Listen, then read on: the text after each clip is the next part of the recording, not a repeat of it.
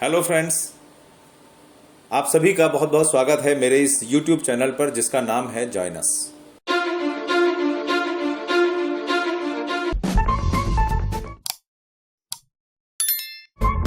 अरुण गुप्ता एक chartered accountant हूं और आज आपके लिए एक नई वीडियो लेकर आया हूं जिसमें हम इस चीज के बारे में चर्चा करेंगे कि गिफ्ट टैक्सेबल होने चाहिए या नहीं। Welcome to our channel. Some provisions of gifts received under Income Tax Act 1961। क्या क्या गिफ्ट्स आपके हाथ में हमेशा एग्जेम्प्ट होते हैं, यानी कि उन पर किसी भी प्रकार का कोई टैक्स नहीं लगता। सबसे पहली चीज, आपको जब भी कभी कोई गिफ्ट अपने रिलेटिव से मिलता है वो आपके हाथ में टैक्स फ्री होता है। रिलेटिव की डेफिनेशन को हम अभी आगे देखेंगे। Number 2, at the time of your marriage, यदि आपको अपनी मैरिज में किसी भी प्रकार का किसी से भी किसी भी अमाउंट का कोई भी गिफ्ट मिलता है उस पर कोई टैक्स नहीं होता। ध्यान रखिएगा, आपकी अपनी मैरिज पे, आपके बच्चों की नहीं। बच्चों की मैरिज में बच्चों को जो गिफ्ट मिलेगा वो बच्चों के हाथ में एग्जेम्प्ट होगा, आपके नहीं। ध्यान रखिएगा। अंडर अ विल और बाय वे ऑफ इनहेरिटेंस, यानी आपको वसीयत में जो चीजें मिलती हैं या पेरेंट्स से जो चीजें आपके नाम में ट्रांसफर होती हैं उनके ऊपर आपके हाथ में कोई भी टैक्स नहीं होता। कार, लैपटॉप, बाइक, मोबाइल या वॉच एक्सेट्रा, ये सब चीजें गिफ्ट के प्रीव्यू से बाहर हैं, यानी कि यदि आपको गिफ्ट में ये चीजें मिलती हैं तो भी आपके ऊपर कोई भी टैक्स लायबिलिटी नहीं आती। लास्ट पॉइंट है 50,000 रुपीज ड्यूरिंग द ईयर से कम यदि आपको कोई भी अमाउंट मिलती है तो वो आपके हाथ में टैक्सेबल नहीं होती। दोस्तों, हमारा ये चैनल जॉइन अस, हम इसमें एक कोर्स चलाते हैं, 2 महीने का कोर्स है जिसमें हम लोगों को अकाउंटिंग फंडामेंटल्स, जीएसटी की accounting, finalisation of balance sheet, income tax के return, online ITR filing, TDS और क्वार्टरली रिटर्न फाइलिंग, जीएसटी की मंथली और annual return filing, Tally ERP 9, tax audit के प्रोविजंस, बैंक के पर्पस से जो बैलेंस शीट्स बनती हैं, प्रोजेक्ट रिपोर्ट्स बनती हैं, बहुत कुछ है इस कोर्स के अंदर।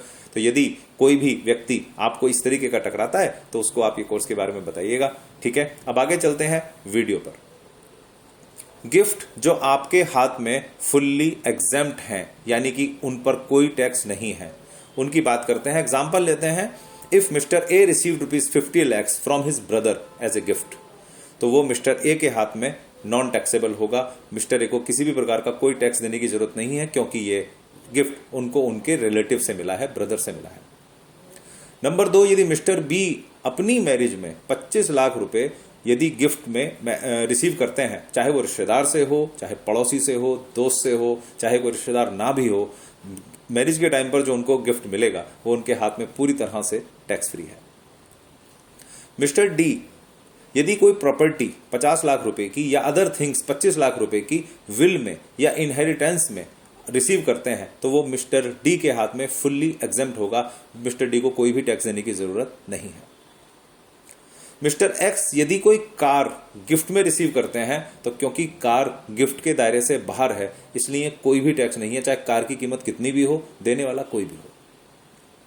Number 5, if mister Y received a cheque of ₹45,000 from his friend, तो क्योंकि अमाउंट 50,000 से कम है तो इस पर भी किसी भी प्रकार का कोई टैक्स की लायबिलिटी नहीं बनती। आगे चलते हैं। यहां पर एक बहुत जरूरी इंफॉर्मेशन है जो एज ए चार्टर्ड अकाउंटेंट मैं आपको बताना चाहूंगा। It may be advisable to maintain documentation to establish genuineness of gift received and sufficient source of funds with the donor to justify the gift. यदि आपके ब्रदर ने 50 लाख रुपए का गिफ्ट आपको दिया है तो ब्रदर के पास वो 50 लाख रुपए कहां से आए वो भी एक बार देख लीजिएगा। गिफ्ट की जेन्युइननेस हमेशा चेक की जाएगी। डिपार्टमेंट आपको हमेशा इस गिफ्ट के बारे में जो सोर्स था उसके बारे में पूछने का अधिकार रखता है।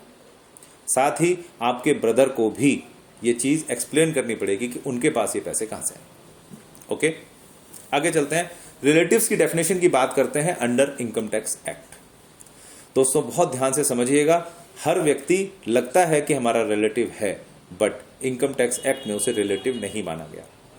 सबसे पहले स्पाउस, आप, आपकी वाइफ या यदि आप लेडी हैं तो आपका हस्बैंड आपका रिलेटिव है। ब्रदर और सिस्टर, आपके भाई बहन आपके रिलेटिव हैं। आपके ब्रदर और सिस्टर ऑफ द स्पाउस, आपके पति के ब्रदर और सिस्टर या आपकी पत्नी के ब्रदर और सिस्टर भी आपके रिलेटिव हैं। ब्रदर और sister of either of the parents, यानी आपके मम्मी पापा के ब्रदर और सिस्टर भी आपके रिलेटिव हैं। एनी लीनियल असेंडेंट और डिसेंडेंट भी आपका रिलेटिव है, यानी मेरे दादाजी, मेरी दादी मेरे रिलेटिव हैं, मेरा बेटा, मेरी बेटी मेरे रिलेटिव है। एनी लीनियल असेंडेंट और डिसेंडेंट ऑफ स्पाउस, मेरी वाइफ के माता पिता भी मेरे रिलेटिव हैं, मेरे बच्चे भी मेरे रिलेटिव हैं। All spouse of the above, और ऊपर जितने भी लोगों का जिक्र किया गया उनके पति या पत्नी भी हमारे रिलेटिव हैं। बहुत ध्यान से देखिएगा, भाई भाभी, चाचा चाची, ताऊ ताई, मौसा मौसी, मामा मामी, साला सलज, ससुर सास, दादा दादी, ये सब रिलेटिव हैं। लगता है सभी रिलेटिव हैं, बट बहुत ध्यान से सोचिएगा, चाचा का बेटा, मामा की बेटी रिलेटिव नहीं है, ताऊ ताई के बच्चे, मौसा मौसी के बच्चे रिलेटिव नहीं है, नाना नानी रिलेटिव नहीं है। बहुत ध्यान से देखिएगा, यदि सारे रिश्तेदारों को आप इस डेफिनेशन में फिट करके देखें तो आप ये बहुत बेटर जान पाएंगे कि कौन मेरा रिलेटिव है, कौन नहीं। चाचा मेरे रिलेटिव हैं, चाचा से मैं गिफ्ट ले सकता हूं, बट मैं चाचा का रिलेटिव नहीं हूं, चाचा मुझसे गिफ्ट नहीं दे सकते। सेक्शन को बहुत ध्यान से पढ़िएगा, बहुत सारे कंफ्यूजन्स हैं इन सेक्शंस के अंदर, बट इस सेक्शन से ये प्रोविजन क्लियर हो जाता है। आगे चलते हैं। Following gifts are taxable. जब हम एग्जेम्प्ट की बात कर रहे हैं, फुल्ली एग्जेम्प्ट की बात कर रहे हैं, तो उन गिफ्ट्स की भी बात करते हैं जो टैक्सेबल होते हैं। जी हाँ, following gifts are taxable. Number 1, money. यदि आपको चेक में, कैश में, डीडी में कभी भी 50,000 रुपए से ज्यादा का कोई गिफ्ट मिलता है तो वह आपके हाथ में टैक्सेबल है। ओके, इसको एक एग्जांपल के तौर पे भी आगे समझेंगे। Second, immovable property. यदि आपके नाम में कभी भी कोई जमीन, कोई फ्लैट, कोई मकान, कोई प्लॉट, यदि कोई आपके नाम में गिफ्ट करता है तो वो आपके हाथ में टैक्सेबल होगा यदि उसकी स्टैंप वैल्यू 50,000 रुपए से ज्यादा है। थर्ड प्रोविजन, यदि मूवेबल प्रॉपर्टी, मूवेबल प्रॉपर्टी कोई आपके नाम में गिफ्ट करता है और उसकी वैल्यू 50,000 रुपए से, फेयर मार्केट वैल्यू यदि 50,000 से ज्यादा है तो वो आपके हाथ में टैक्सेबल होगा। आइए एग्जाम्पल से समझते हैं। For example, mister x receive करते हैं 25,000 रुपए किसी फ्रेंड से, तो वो टैक्स फ्री है क्योंकि 50,000 से कम है। But in the same year उन्होंने 30,000 रुपए का एक गिफ्ट अपने किसी दूसरे फ्रेंड से भी ले लिया। Now all 55,000 are taxable income. 50,000 रुपए तक ही एग्जेम्प्ट है, 50,000 से ज्यादा जैसे ही एग्रीगेट होता है तुरंत ही वो टैक्सेबल हो जाता है।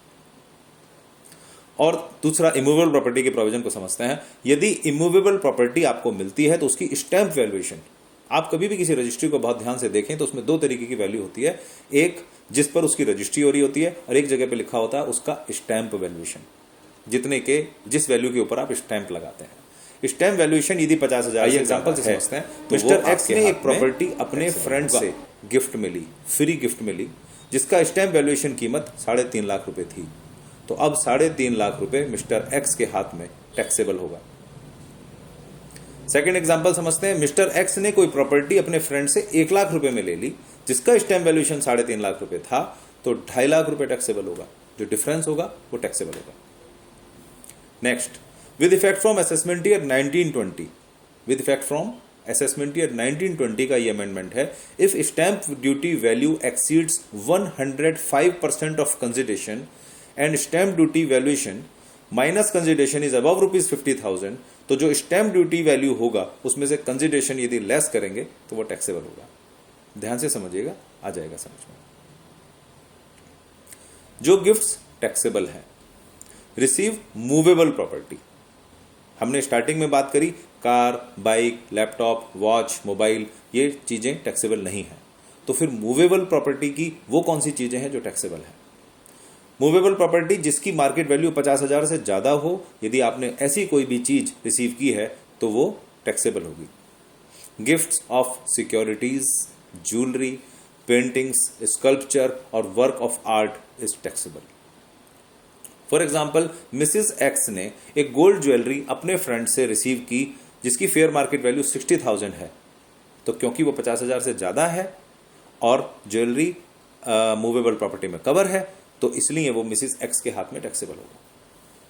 मिसिस एक्स ने एक गोल्ड ज्वेलरी 1 लाख रुपए की रिसीव की, जिसकी मार्केट वैल्यू 2.5 लाख रुपए थी, तो जो डिफरेंस है 1.5 लाख रुपए, वो उनके हाथ में टैक्सेबल होगा।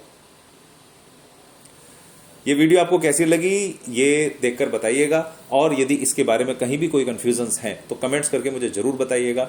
ये वीडियो आपको कैसी लगी और अगले किन टॉपिक्स के बारे में आप वीडियो को देखना चाहते हैं उसके बारे में हमें जरूर बताइएगा।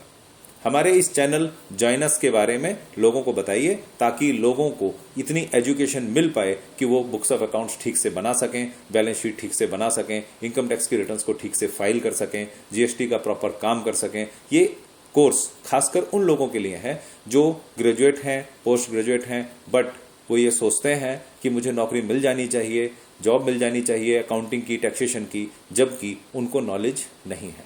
यूनिवर्सिटी हमें इतना नहीं सिखाती कि हम अपने पैरों पर खड़े हो पाएं। यदि इस कोर्स को करने के बाद और वो अपनी प्रैक्टिस को जारी रखते हैं और जीएसटी और इनकम टैक्स के काम को करके कुछ अर्निंग कर सकते हैं, तो हमारा उद्देश्य पूरा होगा। थैंक्स। आप अपने इस दोस्त अरुण गुप्ता को जो है विदाई का टाइम आ गया है। नई वीडियो तक के लिए आप इंतजार कीजिए। आपका बहुत बहुत धन्यवाद, बहुत बहुत धन्यवाद। Thank you.